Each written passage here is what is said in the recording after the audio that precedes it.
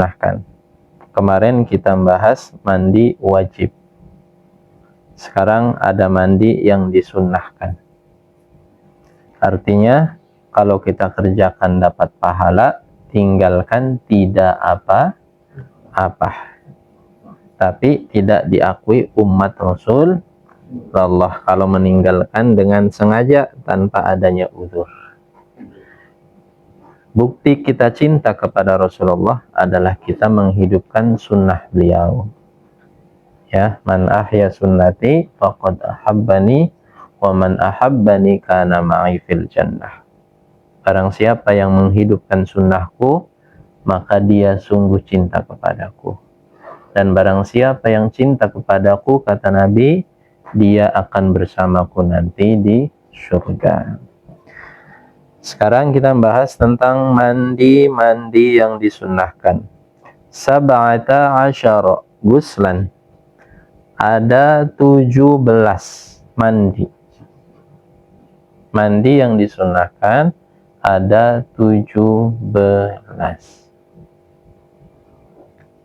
Yang pertama, ghuslul jumu'ati. Mandi Jumat. Mandi untuk melakukan ibadah Jumat. Lihadiriha, untuk siapa? Untuk yang hendak menghadiri Jumat. Mandi bagi mereka yang hendak menghadiri Jumat, maka dia mendapatkan pahala kesunahan mandi. Tapi kalau dia tidak berniat menghadiri Jumat, karena dia orang malas, meskipun dia mandi di pagi hari di hari Jumat, tidak mendapatkan pahala kesunahan mandi Jumat. Ya, beda dengan orang yang ada uzur, sedang perjalanan. Berarti itu bukan meninggalkan ibadah Jumat secara sengaja, ada uzur, tetap dia mendapatkan pahala mandi kesunahan Jumat meskipun dia tidak melakukan Jumat. Kenapa? Karena uzur, dia sedang musafir misalnya.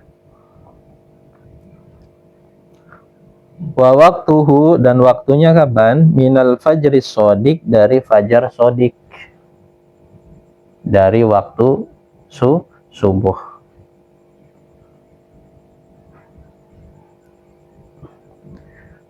Dia niat menghadiri Jumat. Nah, mandinya setelah masuk waktu subuh. Nanti ketika masuk sholat Jumat, dia nggak mandi lagi, nggak apa-apa. Dia sudah mendapat kesunahan mandi Jumat. Yang kedua apa? Wa ghuslul aidaini. Dan mandi untuk 2 hari raya Id. Al-Fitri wal Adha, Idul Fitri dan Idul Adha. Wa yadkhulu waktu hadzal ghusli, dan kapan masuknya waktu mandi sunnah Id ini? Binisfil laili, ketika masuk pertengahan malam. Jadi kalau besok Idul Fitri, besok Idul Adha, maka pertengahan malam berarti dari jam 12 nanti sampai masuk Idul Fitri itu disunahkan. Disunahkan untuk mandi.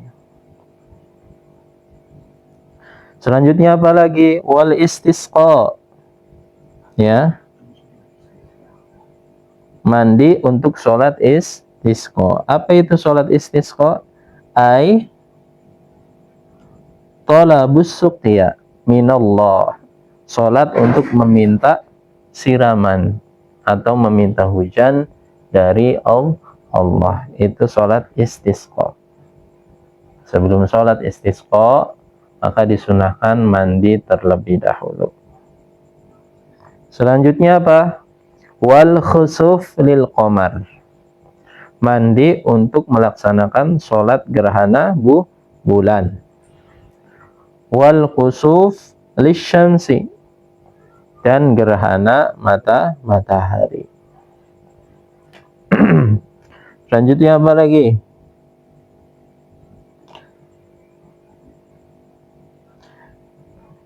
Wal ghuslu min ajli ghuslil mayyiti. Disunnahkan mandi bagi orang ya yang telah melakukan pemandian terhadap mayit. Ya, disunnahkan untuk dia mandi. Setelah dia memandikan mayit, dapat tugas memandikan mayit, ya, selesai memandikan mayit, dia disunnahkan untuk mandi. Kalau enggak sempat, waktunya pendek, selesai mensolati, ya. Kalau adat kita kan memandikan, mengkafani, kemudian cepat-cepat kan, kita nggak mungkin pulang lagi untuk mandi. Maka selesaikan dulu, selesaikan memandikan, selesaikan mensolati, selesaikan mengkuburi, ya. Kemudian pulang ke rumah mandi. Kalau kita memandikan jenazah ketika ziarahnya itu, ya. Tapi kalau tidak ziarah ya tidak disunahkan. Bukan tidak ziarah, tidak memandikan si mayit. Biasanya walebe, ya.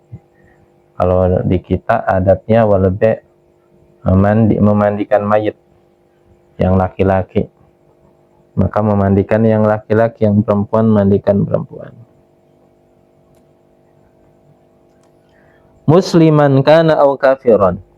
Mayatnya atau mayitnya seorang muslim atau seorang kafir. Dia memandikan muslim kah? Dia memandikan mayit kah? Maka setelahnya disunnahkan untuk mandi. Kemudian apa lagi? Wa ghuslul kafiri idza aslama. Mandinya seseorang yang kafir apabila dia masuk Islam. Ya. Seorang yang kafir, ya, kemudian dia masuk Islam, dia disunnahkan mandi. In lam yajnub fi kufrihi.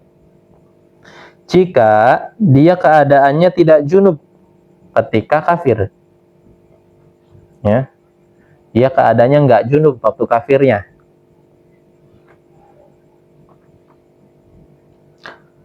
Aw lam tahid al kafirah. Atau kalau perempuan, dia waktu kafirnya nggak haid, ya. Wa illa, maka jikalau, ya, dia sebelum kafirnya sesaat itu sedang dalam keadaan junub, atau dia waktu kafirnya itu sedang haid, kemudian masuk Islam baru selesai haidnya, wajabal ghuslu ba'dal Islam fil ashah. Maka hukumnya wajib dia untuk mandi setelah masuk Islam dalam pendapat yang ashah, yang sahih. Ya. Jadi kalau dia junub, nggak mandi lagi, tiba-tiba paginya dia mengikrarkan syahadat, maka setelah ikrar syahadat dia wajib mandi, nggak sunnah lagi, wajib, harus. Ini dalam pendapat yang ashah, yang sahih. Artinya apa? Ada ikhtilaf, tapi bukan pendapat yang sahih. Pendapat yang sahihnya wajib mandi kalau dia dalam keadaan junub waktu kafir. Kalau dia dalam keadaan haid waktu kafir, masuk Islam dia baru selesai haidnya belum mandi, maka dia wajib mandi. Ya.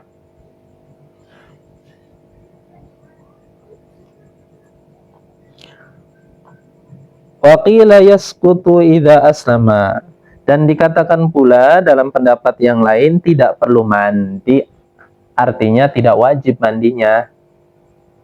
Meskipun dia sebelumnya junub atau haid. Kewajiban junub dan haidnya itu sudah terpatahkan tatkala dia mengikrarkan syahadat. Tapi tetap disunahkan mandi. Awas, bedakan antara sunnah dan wajib. Ketika kita membahas fikih, maka mesti membedakan antara sunnah, wajib, ya, makruh dan lain sebagainya. Nah. wal majnunu wal mughma alaihi idza afaqa. Wal majnunu dan orang gila, wal mughma dan orang yang pingsan, idza afaqa apabila dia telah sadar maka disunnahkan mandi. Mandi. Orang yang pingsan, ya, bangun dia pingsan pagi, bangun sore hari, maka sunnah dia mandi. Syukur orang yang gila itu mandinya dicampur dengan air laut. Kenapa demikian? Karena ada mafhum hadis Nabi, air laut ini banyak khasiatnya. Artinya air laut ini obat dari hampir kebanyakan penyakit. Makanya orang yang gila itu kalau dia sadar dari gilanya, bagusnya dibawa ke laut celubin.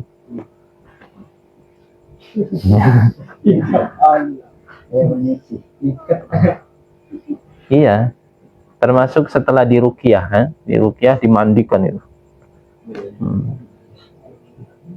Nah, biar syarafnya fresh, ya, kalau secara medis.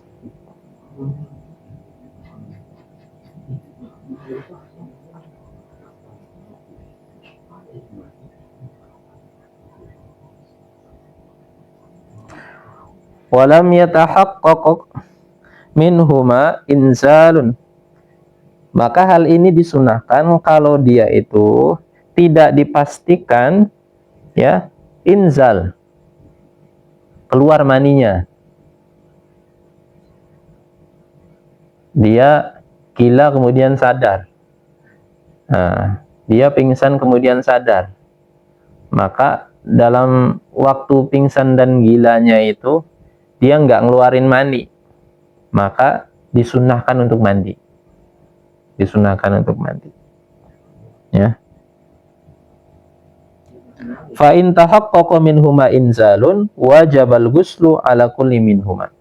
Tapi jikalau dia pingsannya, ya, atau gilanya sebelumnya ngeluarin mani, ya, sesaat sebelumnya kita menyaksikan dia itu edannya, naudzubillah, yang sedang merkosa orang gila lagi. Nah, kemudian dia sadar dengan kegilaannya, kita tahu dia ngeluarin mani, maka hukum mandinya bukan sunnah lagi, wajib. Paham ya? Atau pingsan dia, ya, karena dikeropok oleh Hasan, ya, dijegal, ya, niatnya mau beli bensin, ya, tetapi karena nggak ada orang, sudah sepi, dijegal oleh Hasan, masukin kamar mandi, pingsan.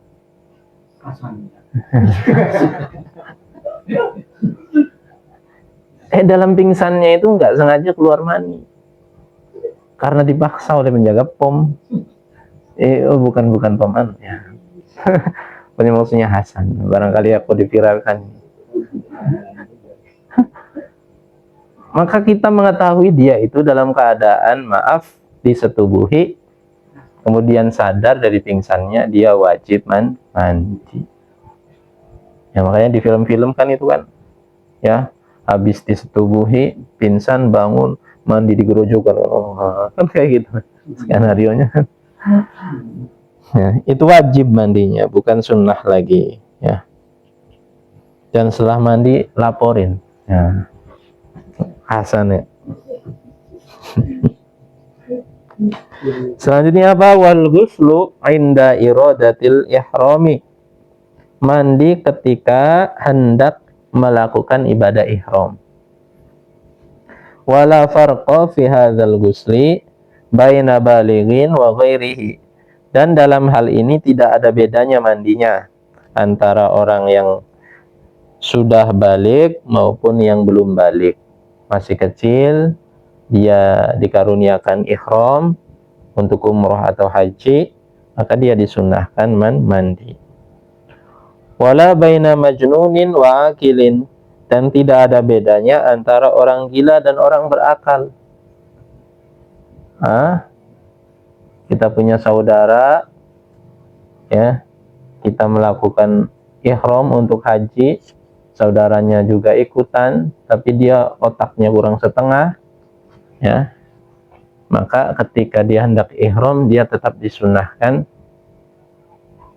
mandi. Bagus jamnya kan. Jam apa?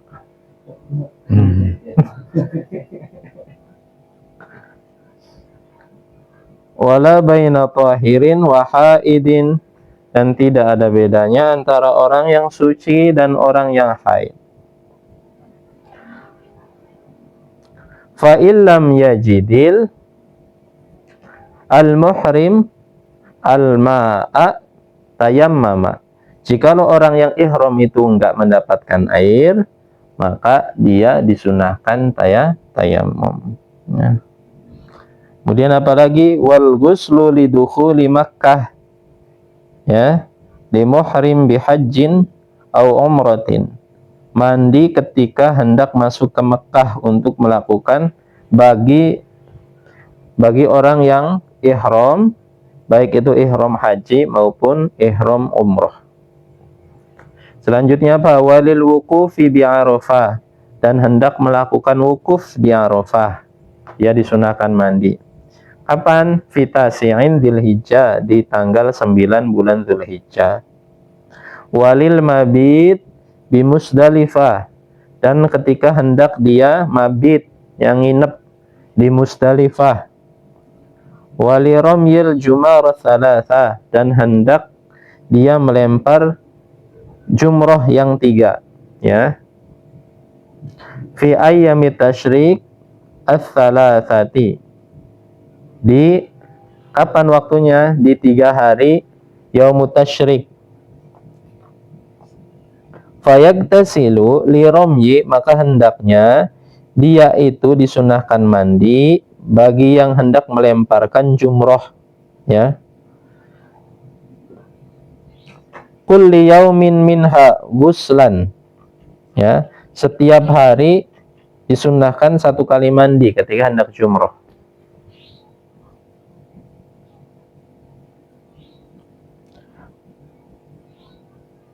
Amma ramyu jumratil aqabah, adapun untuk melempar jumroh aqabah fi yaumin nahri, di hari kurban, fala yagtasilu lahu, tidak disunahkan lagi untuk mandi.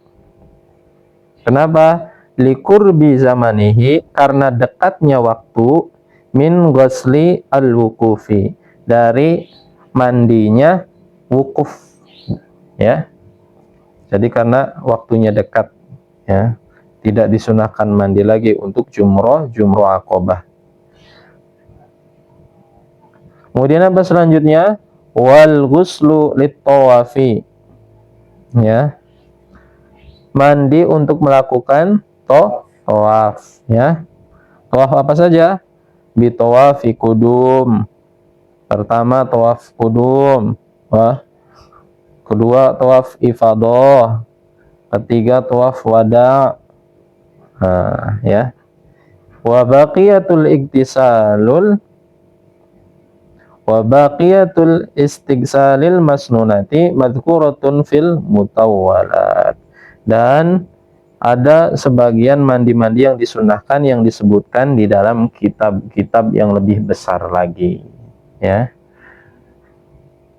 Ini yang disebutkan di dalam kitab fikih, ada 17 dalam kitab Fathul Qarib. Itu mandi yang disunahkan, ya. Kalau mandi setiap pagi, pagi, siang, sore, mandi ketemu doi,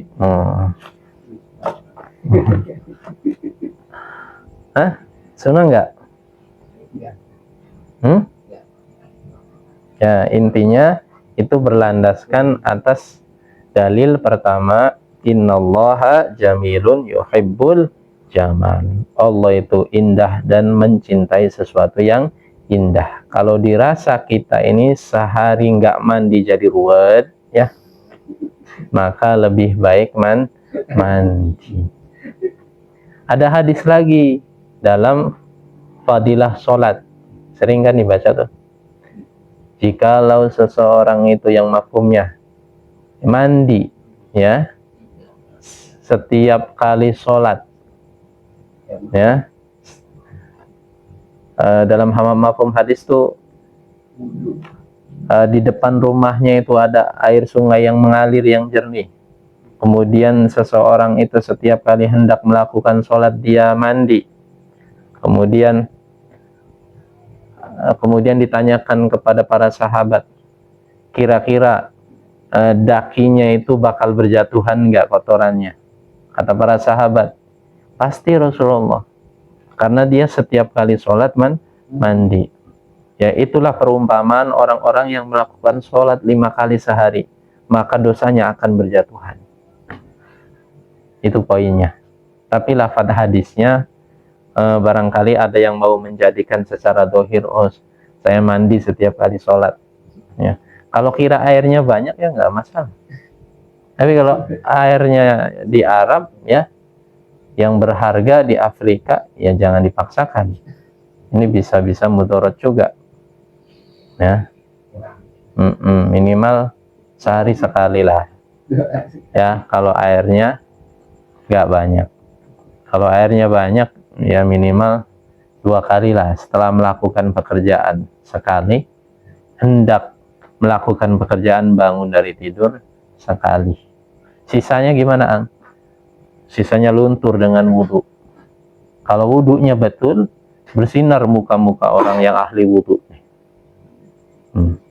Ketahuan muka-mukanya orang yang ahli wudhu kalau wudhunya betul. Ya. Apa tanda-tanda orang itu wudhunya betul?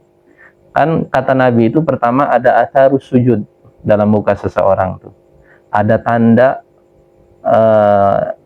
bekas sujud dari orang-orang soleh.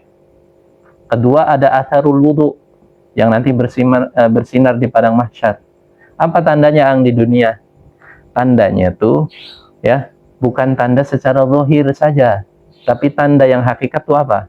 Kalau kita lihat Hasan tuh, ingat Allah. Ya. Coba. Kalau kita lihat seseorang ingat miras, berarti memang tanda mukanya itu. Ya. Kalau kalian lihat Ang Didi ingat sholat, alhamdulillah, itu tanda orang sholat.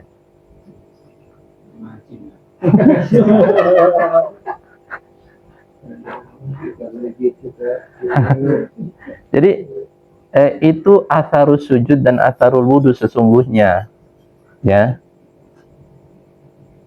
Makanya kalian itu bisa dibaca tanda mukanya tatkala kalian berjumpa dengan orang baru. Kalau orang yang sudah kenal kayak Ang Didi, ini kalian tahu kebiasaan Ang Didi setiap hari kayak gimana. Tapi kalau berjumpa dengan orang baru, biasanya orang baru itu, ya, akan menilai dari pancaran wajah kita. Kayak Ang Didi nih, wajahnya kayak gini, nongkrong ning CI, pakai pakaian biasa aja, cuma dengan wajah seperti ini, pakai pakaian biasa. Kira-kira ada yang nawarin nggak? Banyak.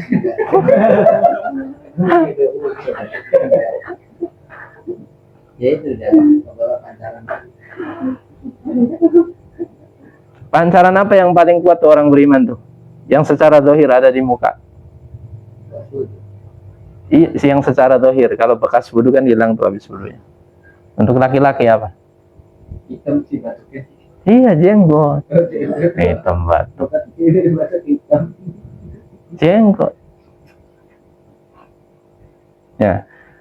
Beda antara orang memelihara jenggot karena Allah dengan orang memelihara jenggot karena gaya. Beda. Hasilnya beda dalam pandangan orang-orang. Kalau karena gaya biasanya terlihat kayak iya. Ya, hasil pandangan orang tuh beda. Ya. Contohnya Ang Didi ketika di rumah sakit ceritanya. Ya. Nggak ada imam di musola rumah sakit. Ang Didi datang belakangan sengaja nggak mau jadi imam. Orang-orang di dalam tuh ternyata nunggu Ang Didi yang di luar, nunggu Ang Didi selesai wudhu. Ya, terus Ang Didi masuk, apa yang dilakasing maju? Ya, sampean ya udah. Ih, kedeleng jadi ngerayan aja jenggot.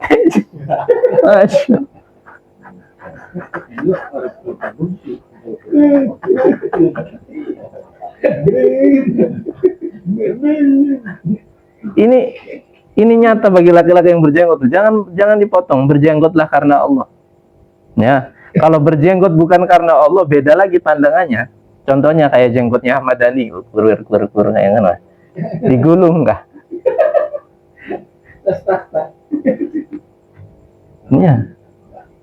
Mungkin apa mungkin juga barangkali ya. Stasiun kami saya pernah juga sudah panjang ini. Masih nunggu orang cantik. Iya. Banyak yang udah banyak tadi. Jadi bersyukurlah kalau hari ini kita di pandangan orang yang baru lihat kita mereka itu menganggap kita orang yang melakukan kebiasaan yang baik, diantaranya melakukan sholat dan ibadah. Ya. Nah, kita pun tahu muka orang yang suka maksiat.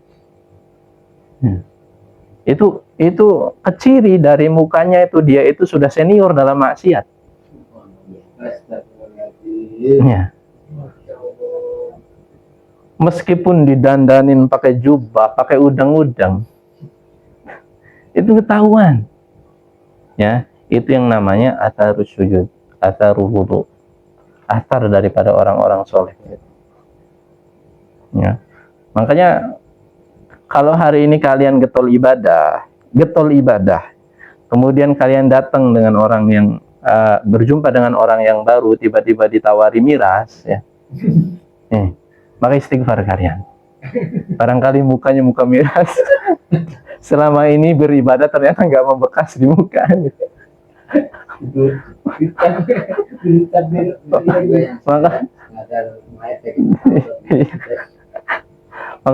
Maka astagfirullah, selama ini saya ibadah ini nggak meninggalkan asar-asar soleh di muka saya ini. Kenapa? Barangkali ibadahnya nggak serius, bisa jadi seperti itu. Barangkali ibadahnya hanya formalitas, bisa jadi seperti itu, sehingga tidak menunjukkan pancaran orang-orang soleh. Ya, bukan berarti mukanya putih yang orang soleh, enggak seperti itu, enggak. Bilal bin Rabah itu hitam, ya. Ya pokoknya kalau kamu lihat dia itu ingat akhirat, ya sudah, masya Allah. Ya. Ada pertanyaan?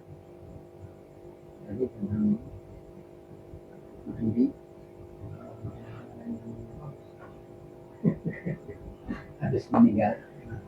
Tadi kan yang disebut yang memandikan. Bagi yang tidak memandikan, nggak disunahkan mandi.